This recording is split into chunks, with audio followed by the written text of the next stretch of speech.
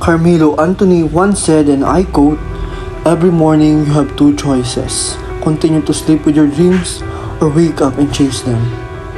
Who would have thought that this once naive child would chase dreams as high as the buildings in the city and as long as the bridges stretching across the sea? Let me begin this story by introducing a child who came from a humble family in the small golden town of Paracale. The youngest of two siblings, he was raised with love and guided toward a path that, through uncertain, led him to where he is today, planning and building his dreams. That child is me. First of all, let me introduce myself. I am Clarence A. Balmeo, 20 years of age, currently taking Bachelor of Science in Civil Engineering.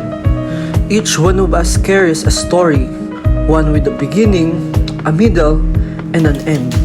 Today, I want to share my journey, starting from very moment, knowing that our stories are still far from their conclusion. Since childhood, I have always been passionate about working hard and excelling in everything I do, especially in academics.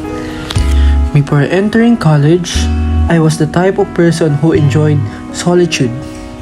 I could describe myself as a lone wolf. I spent most of my time reading books and watching TV series at home. I always loved collecting fast food chain toys, a hobby I still cherish up to this day.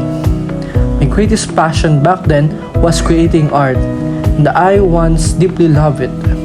I also had an active lifestyle and used to play with my friends. Additionally, I enjoyed making films and creating videos that could contribute to my community. Every piece of art I made was crafted with passion, value, and justice to my skills.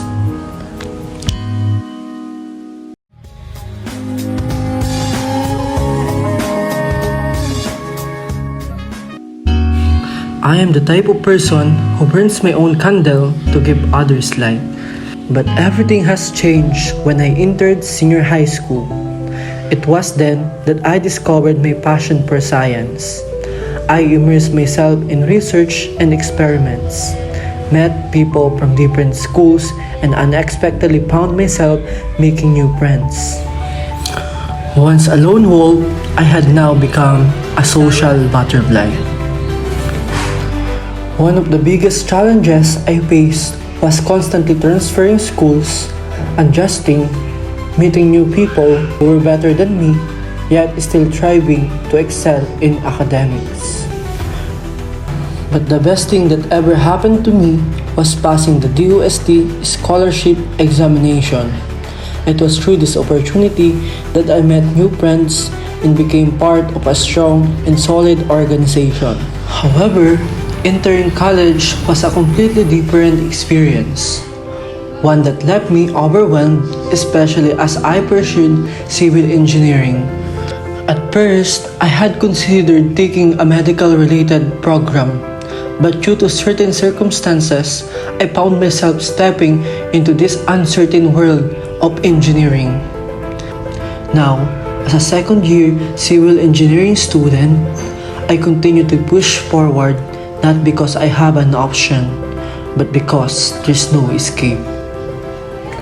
I still remember that nights when I felt like crying while working on our engineering drawings and plans because I had no prior background in drafting.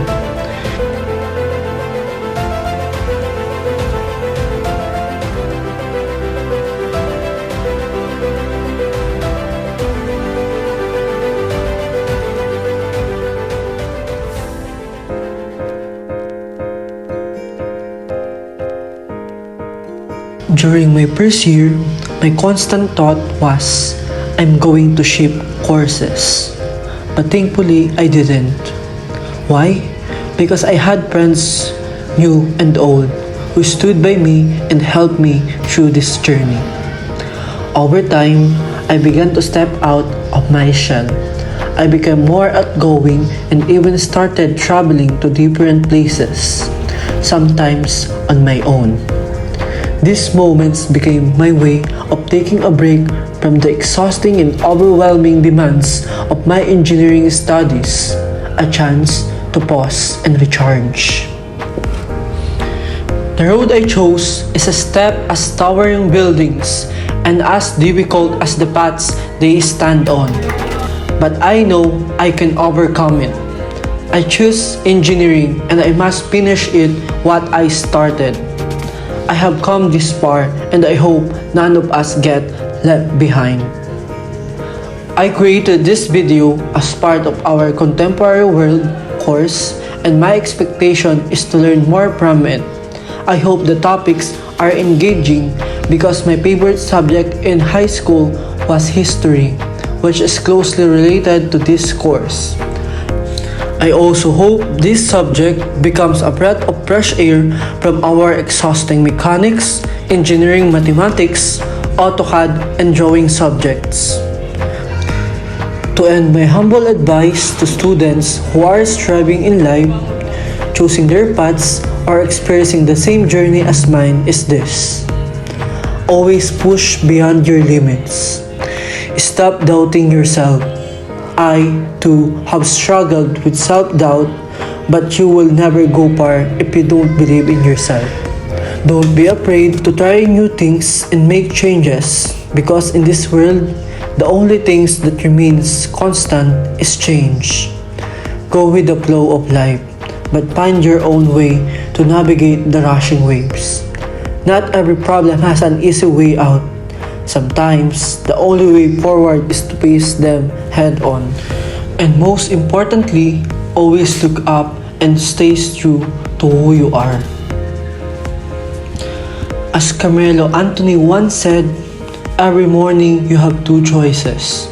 Continue to sleep with your dreams or wake up and chase them.